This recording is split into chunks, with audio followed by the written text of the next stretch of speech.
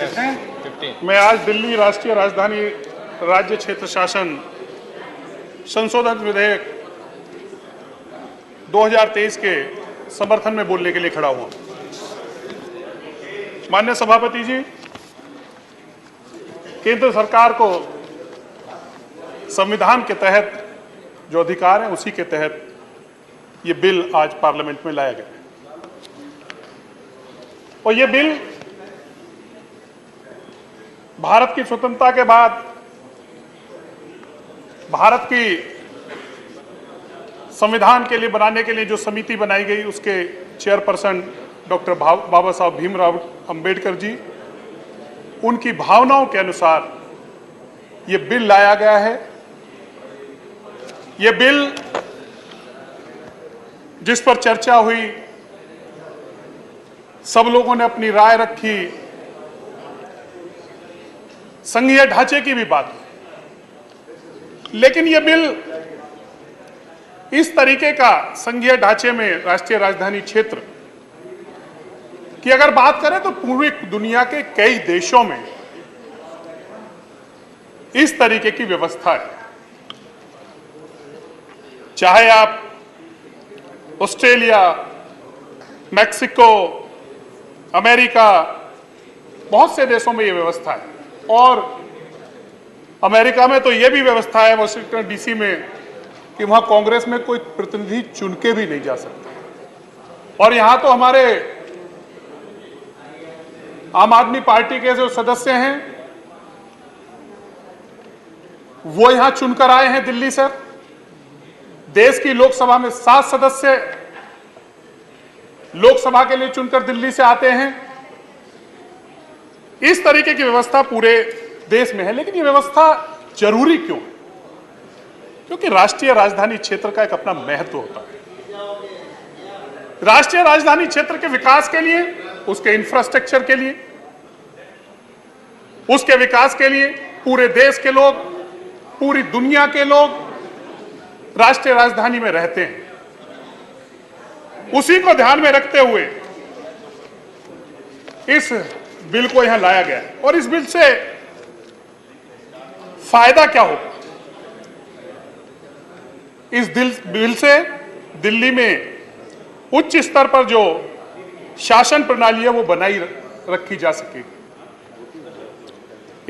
इस बिल से भारत सरकार और दिल्ली सरकार की संयुक्त और सामूहिक जिम्मेवारी और लोगों की जो आकांक्षाएं उन्हें पूरा किया जा सकेगा।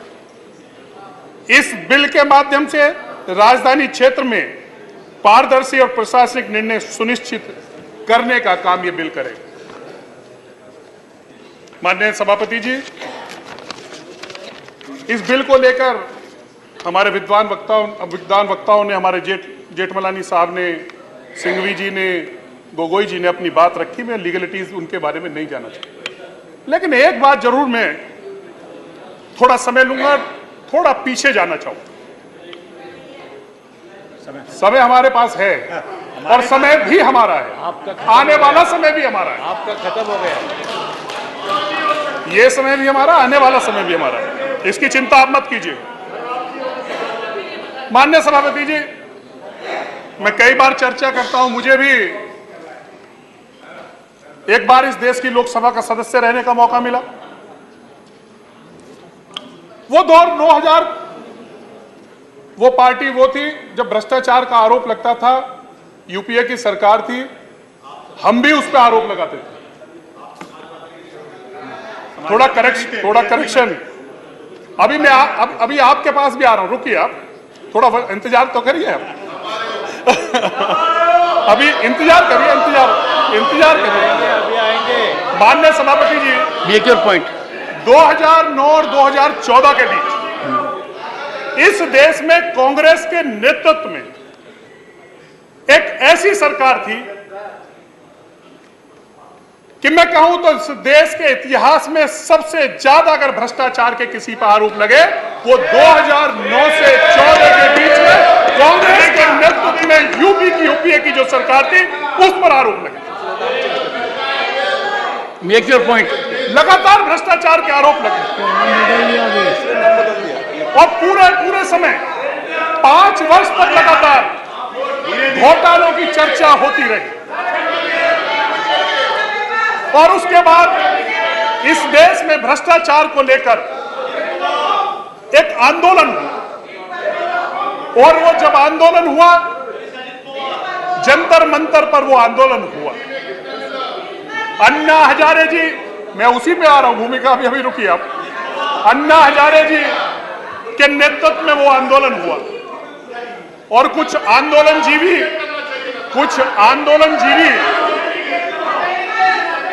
उस भ्रष्टाचार के आंदोलन के खिलाफ, जिन्होंने इस देश के दामाद पर भ्रष्टाचार का आरोप लगाया,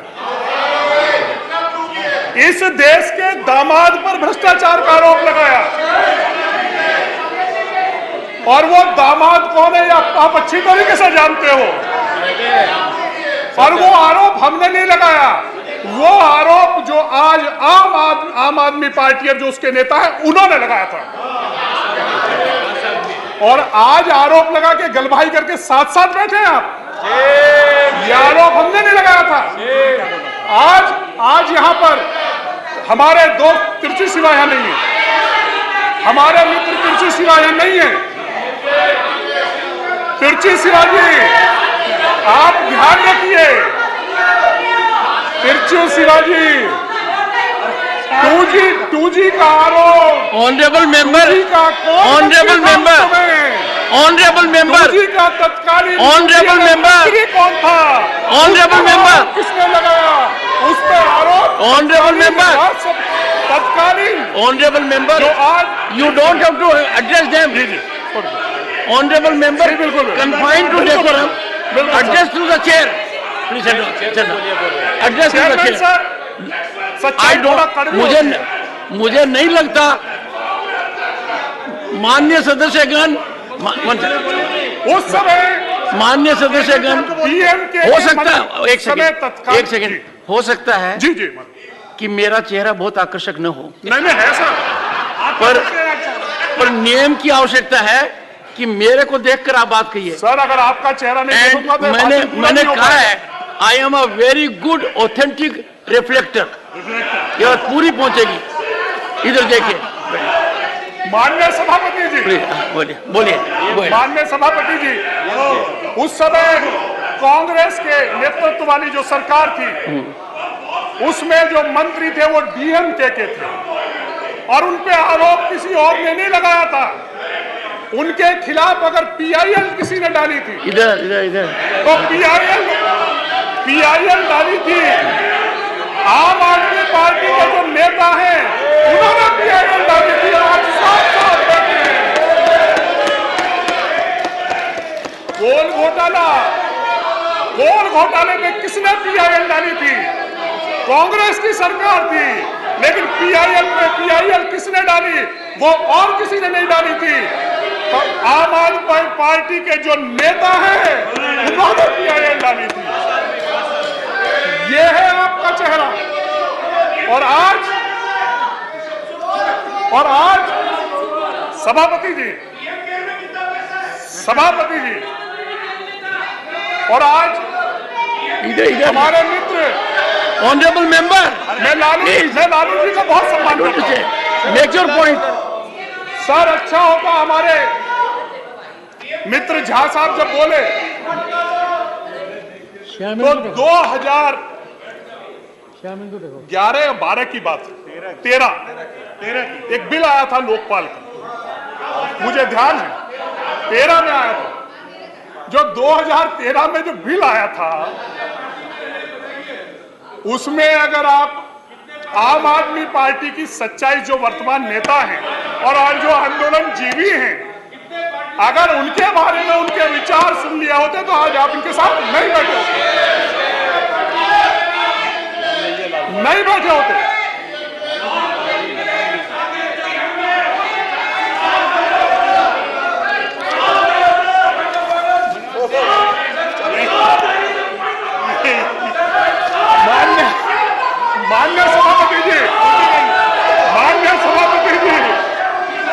माननीय सभापति जी, अरे शांति।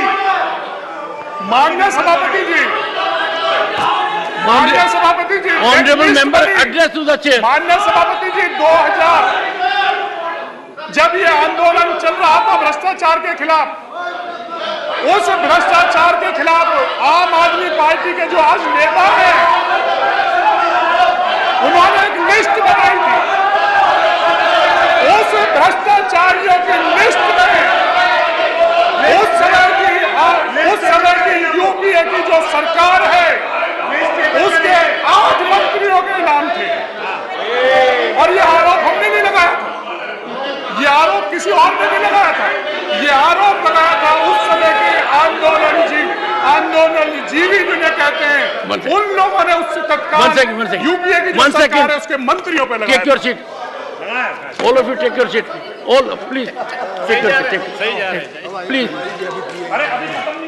Late there be pin drop silence. Good. Professor, you are raising a point of order. There has been a tradition One in the second, 261. One second. There has been a tradition in the house that the members who are not members of this house, they are not referred to. Today, you have referred to the Sri Lalu Prasad Yadav. Then you referred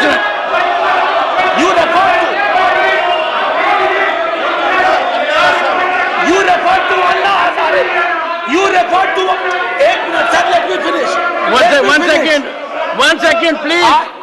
Please take your seat. Take your seat. Sir, so your point of 1 second. So your point of order is expunction. Expunction of words, because references have been made to lot many people who are not members of this house. This is going against the traditions of this house. Take it. Would you kindly please have some patience? Maintain order. 1 second. The honorable member has raised a point of order. Honorable members, honorable member Professor Jha has raised a point of order. Similar point of order was raised by leader of the opposition. And when a point of order is raised by leader of the opposition, it is raised at the highest level. I had reserved my ruling on that, and then I had come back to the House. I had indicated to the House everything about the issue. Perhaps the professor has not read it. You read it, you'll get your answer. Please go ahead and maintain order. Please. माननीय सभापति जी, Address the chair. Yes, yes. No, every time Mr. Nagar, you look at that side. I will take care of it. Look at this I will side. take care of it. Go ahead. And make your point. It will be more impactful. सभापति जी, केवल मैं सिर्फ मैं ये जिक्र इसलिए किया कि आखिर इस बिल को लाने की जरूरत क्यों पड़ी, इसकी पृष्ठभूमि के बारे में मैंने बात किया। आपको भी पढ़ा रहे हैं माननीय सभापति जी। उस आंदोलन के बाद वो आंदोलन ने खत्म हुआ और एक नई पार्टी का जन्म हुआ। और उस नई पार्टी का जब जन्म हुआ तो उसके नेता उस समय जो थे, उस समय जो अब नेता हैं उनके, उन्होंने एक बात कही थी, और आश्चर्य की बात है कि बच्चों की भी कसम खाई थी। और बच्चों की कसम खा के ये कहा था कि मैं कभी जीवन में कांग्रेस के साथ समझौता नहीं करूंगा। क्या हो गया? ये खाई थी कसम।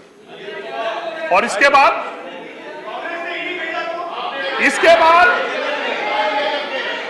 बाद हुआ क्या? उसके बाद मोदी प्रदेश की जनता ने उन पे विश्वास किया, उनको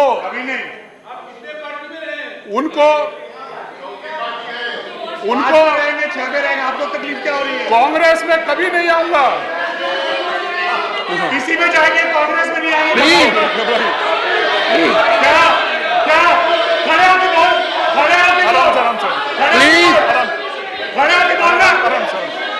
Mr. Leader of the House, खड़े होकर बोल। अरे कोई नहीं पढ़ा, आराम से conclude. Please conclude. चेयरमैन साहब, प्रदेश की जनता ने उन पे विश्वास किया और उन्होंने वादा किया था कि मैं भ्रष्टाचार को जड़ से निपटा। बहुत से वादे भी उन्होंने किए, प्रदेश की अपेक्षाएं भी थी। दिल्ली राष्ट्रीय राजधानी क्षेत्र है, पूरी दुनिया के लोग यहां आते हैं, और उन्होंने कहा था कि अगर उनकी सरकार बनेगी तो वो दिल्ली को भ्रष्टाचार मुक्त सरकार देगी। लेकिन आज दुर्भाग्य से आज मुझे कहना पड़ रहा है कि भ्रष्टाचार तो खत्म नहीं हुआ, लेकिन भ्रष्टाचार में उनका आधा मंत्रिमंडल जेल में जरूर चला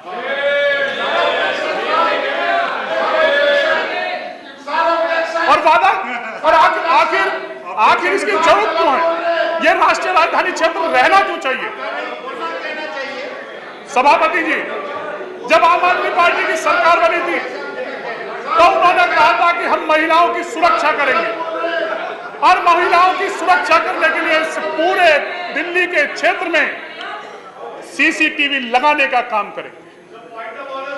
लेकिन आज तक सीसीटीवी नहीं लगे, यहां महिलाओं को आज असुरक्षित है। और जब कोई घटना घटती है, जब कोई आरोप घटना घटती है, तो इसकी जिम्मेवारी वो, क्योंकि पलटने में बहुत बड़े पलटीवाल हैं, वो पलटने में बड़े माहिर हैं, वो तुरंत पलट जाते हैं, कहते हैं मुख्यमंत्री तो मैं हूं, महिलाओं की सुरक्षा है वो गृह मंत्रालय की जिम्मेवारी।